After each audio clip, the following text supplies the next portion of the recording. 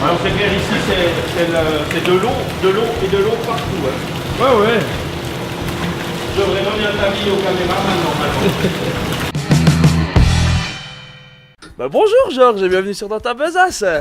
Bonjour capitaine Besace. Comment ça va?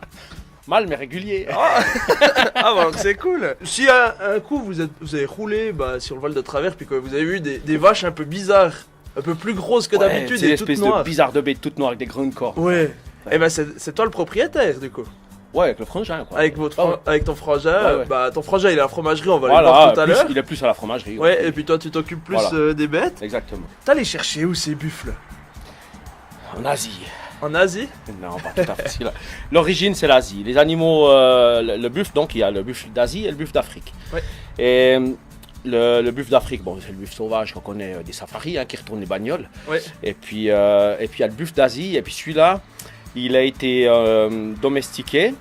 Et c'est un animal qui est venu en Italie à l'époque des guerres byzantines.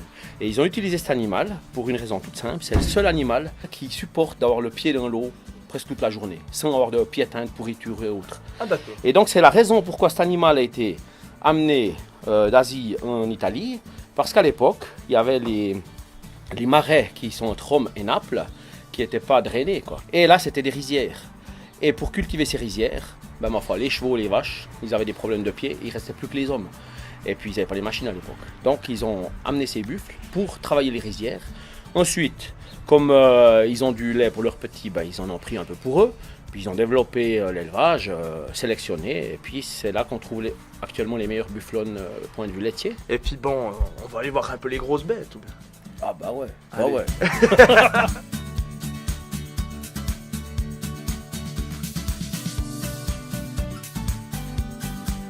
À voir comme ça, elles font un peu plus peur que les autres, peut-être parce qu'on n'a pas l'habitude, mais est-ce qu'elles sont plus méchantes? Ouh, attention là. Alors, c'est pas méchant, c'est pas agressif. Par contre, c'est toujours la même chose. Une mère, si elle a son petit, alors là, c'est dangereux, quoi. Ouais. La mère, elle défendra son petit. Mais sinon, si elles n'ont pas de raison d'attaquer, elles n'attaquent pas. La mozzarella, bon, on va aussi en parler un peu dans la fromagerie, mais on peut faire aussi de la mozzarella avec des vaches conventionnelles. Si tu prends du lait de vache pour faire de la mozzarella, t'as pas la même consistance. Elle peut être bonne aussi, mais c'est pas la même consistance, c'est pas les mêmes saveurs.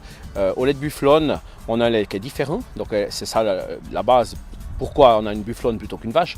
C'est que le lait est différent déjà au départ. On a 8,5% de matière grasse.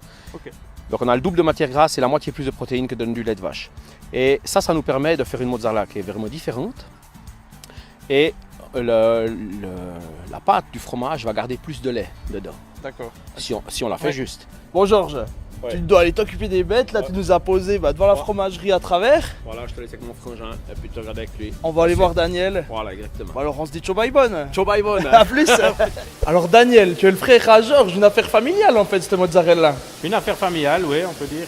Avant qu'elle arrive en petite boule comme ça, comment ça se passe? On prend le lait de bufflone à la ferme, on le pasteurise, on le met dans ces cuves qui sont derrière nous, où le lait est resté quelques heures pour maturer, emprésurer, ensuite décailler, ça veut dire couper ce qui est coagulé, le couper en grains, ensuite il va se séparer, on a le petit lait qui va se séparer, on va vider ce caillé sur une table à double fond, de cette manière le caillé va continuer de sécher et d'acidifier, et à un moment donné, comme on l'a vu ce matin, quand on a des beaux bouts de caillé assez élastiques, on va les plonger dans la machine à mozzarella qui, elle, est une espèce de pétrin qui va additionner de l'eau chaude et mélanger.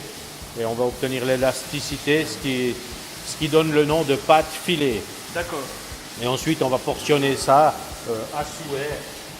On peut faire là, on a du 125 grammes. Donc, c'est ce qui s'appelle filer et former la mozzarella. La laisser reposer, refroidir dans de l'eau. Et ensuite, on va passer à l'étape emballage. Sur la besace, pour les commandes, on pourra choisir soit 125 grammes, soit 500 grammes, et aussi deux façons de faire la mozzarella, soit en boule de 125 grammes ou en petites perles aussi. Hein. Voilà. Alors les petites perles sont toujours très appréciées pour les buffets. Ça nous donne l'avantage de pouvoir la consommer entière. Comme elle est fermée en elle-même, venir avec un cure-dent et chaque fois on aura toute l'onctuosité de la mozzarella. Alors que si on la coupe sur assiette, il faut la servir quasiment au fur et à mesure. Voilà. Alors, si vous voulez plus d'informations sur la famille Stelli et leur super mozzarella, c'est dans la description. et retrouver sur dantabesace.ch le lieu pour commander cette super mozzarella. Et puis, ciao bye bonne. Alors, ciao bye bonne. Merci d'avoir regardé. Va sur le site dantabesace.ch pour commander ton offre de la semaine à prix promo. Et si ça t'a plu, like, partage et abonne-toi. Et sur ce, ciao bye bonne.